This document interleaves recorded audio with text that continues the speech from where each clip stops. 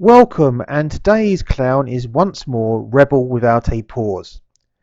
He is a scholar of law, medicine, engineering, architecture, photography, and a 5G expert, with all his qualifications gained by viewing a few videos and learned texts from the echo chambers of stupidity at the universities of social media and YouTube, which now makes him more knowledgeable in these fields than anyone else who has actually bothered spending years studying and earning their actual qualifications.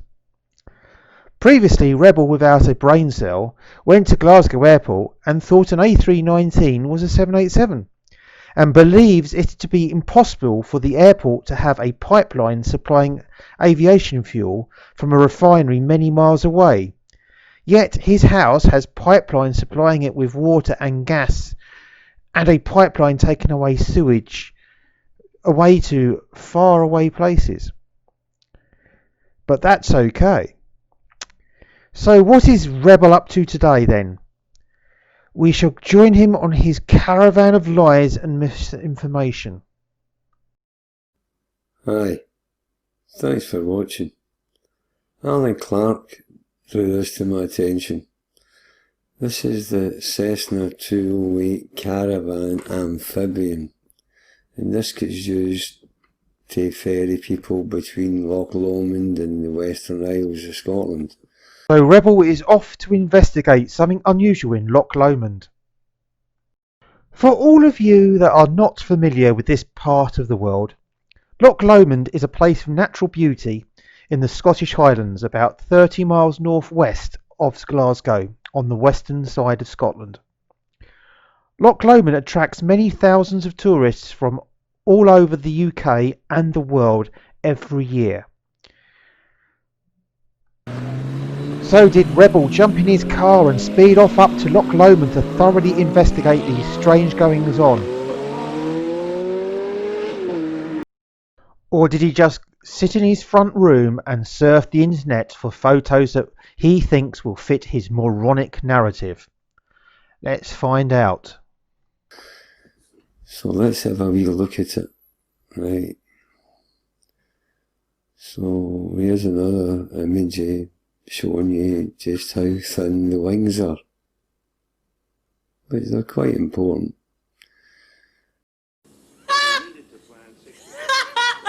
Really, Rebel, these wings don't look that thin, do they? Unless those pilots in those cockpits have extremely small heads, and these engineers are 3-foot midgets. Because that's where they say they put the fuel. And that's what this guy is pretending that he's doing, putting the fuel in the wings. Someone's village is missing their idiot. Right, I'll show you why I'm saying he's pretending to do it.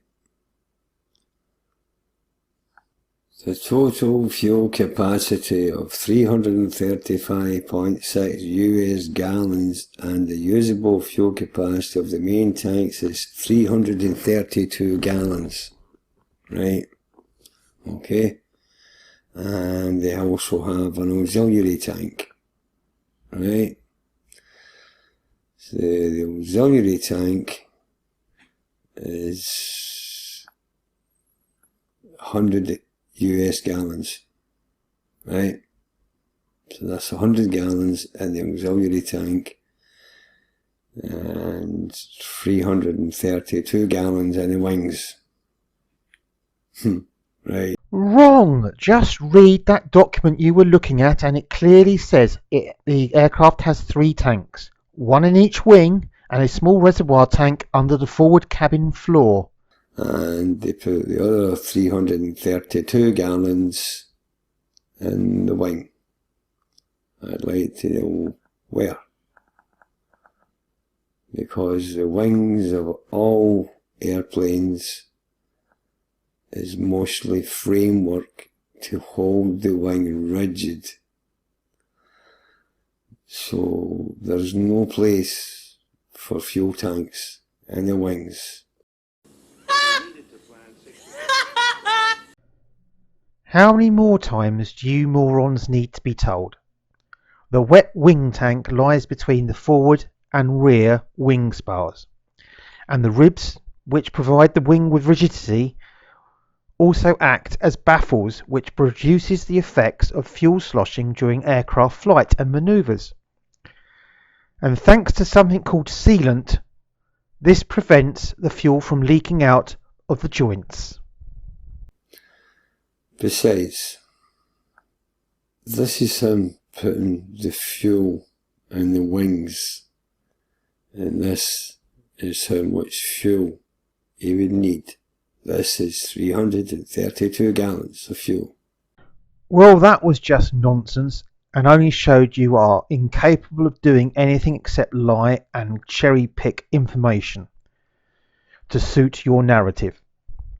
Now, if you had bothered to look at the aircraft specifications, you would see it is capable of carrying this fuel. Let's have a look.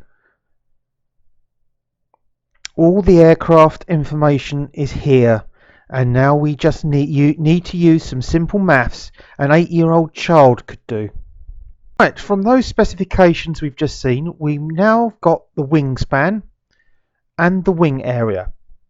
We know the fuel capacity is 335 US gallons, which out of that we have 332 US gallons of usable fuel.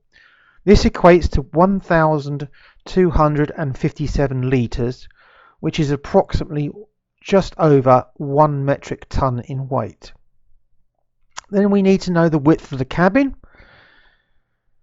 and from that fuel capacity we also can gain the volume of the fuel, which in this case is 1.257 cubic metres. As we know, the area is length times width. Therefore, to find the width, we divide the area by length. And we take the wing area and we put it over the wingspan, which gives us a wing width of 1.636 metres. Then the area above the cabin is the width of the wing by the cabin width.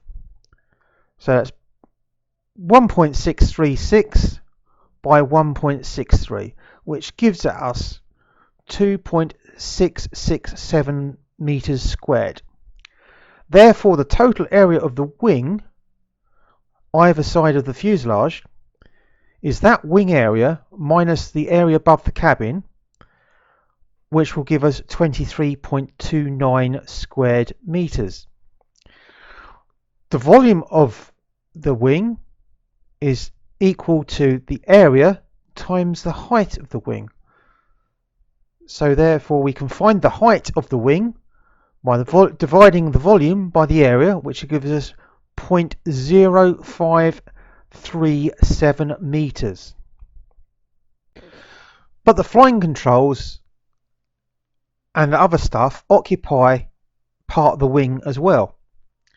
Now, taking a very conservative estimate and assuming only 1/3 of the wing we've got available as an empty space, we can then ascertain the actual minimum height the wing has to be, and that is only 0.162 meters, which equals 16.2 centimeters, which is around about 6.5 inches. And those wings in those pictures are definitely thicker than 6.5 inches or 16.2 centimeters. So we can conclusively say that those wings are more than capable of carrying such a fuel quantity. Now let's do something Rebel without a brain can't do and actually look at the real thing. This is a Canadian registered Cessna 208 Caravan, which was originally delivered or purchased, should I say, with a tricycle undercarriage, and they later converted it to an amphibian. as we can see in the statistics here regarding the aeroplane. Rebel, this is the aeroplane in person and up close. You could have done this if you had bothered to get off your arse and go up to Loch Lomond. But no, you just want to have to sit on your arse at home because you have an agenda of lies and misinformation to push. See that, Rebel? A left fuel tank quantity indicator, a right tank fuel quantity indicator, and a fuel flow indicator. Ooh, your fantasy seems to be falling apart rapidly now, doesn't it? There you are, in fuel quantity indicators. Now let's move on. And we shall move on out to the outside and have a look around the outside of the aeroplane, starting with the engine. The engine is a Pratt & Whitney PT6A turboprop engine. A turboprop sucks the air in through an intake either under the nose or to the side of the nose of the aircraft. This air then passes through the compressor. Then this compressed air enters the combustion chamber mixed with fuel, and this mixture is ignited and burnt. This high energy gas flow now passes over the compressor turbine, which is driving the compressor, and then the air passes over the two power turbines, which are used to drive the propeller through two sets of reduction gears. After passing over these turbines, the air enters the exhaust system and exits the engine into the outside air via exhaust at the front of the engine. Let's join the outside tour of the aircraft, and I believe our guide has something interesting to point out. At the back of the leading edge on the tip, you can see a little venting hole there on the back of the wing, and that is a vent for the fuel tank. So we want to make sure that's not obstructed, that there's no hornet's nest in there or anything, or you could have fuel starvation in flight. And same thing on this side, we make sure that the vent for the fuel tank is clear of obstruction. Now this aircraft's got fuel vents, Rebel. It's looking more and more like your fantasy is falling apart. Now, Rebel, you best listen to this, and all you other jet fuel hoax morons. The next bit is going to blow your tiny little empty skulls apart. Here is reality. Alright, there are 3 fuel drains on each wing on the Caravan. That is one of them right here. And there's another one here and another one there. What we're going to do is just drain the lowest point right here. It's the lowest point on the wing.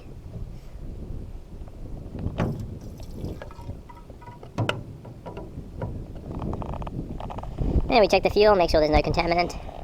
Fuel looks clean to me. Same thing on the right wing.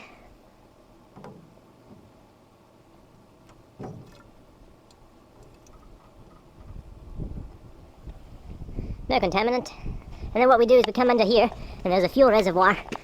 That's about, I think it's about 4 gallons. We have to make sure that there's no contaminant in here. Drain a bit there. No contaminant. Next thing we do is we drain the fuel filter. Pardon me, we don't drain it, we just take a sample. And same thing, make sure there's no contaminant. And the last drain is the EPA can. It's the Environmental Protection Agency can. So what happens is on every shutdown of the engine throws away a little bit of unburned fuel into this can. And after about 6 shutdowns, she's full. So what we do is we have to drain it so that the fuel doesn't drain onto the ground and contaminate anything. We just make sure all this is taken away, cleaned, filtered.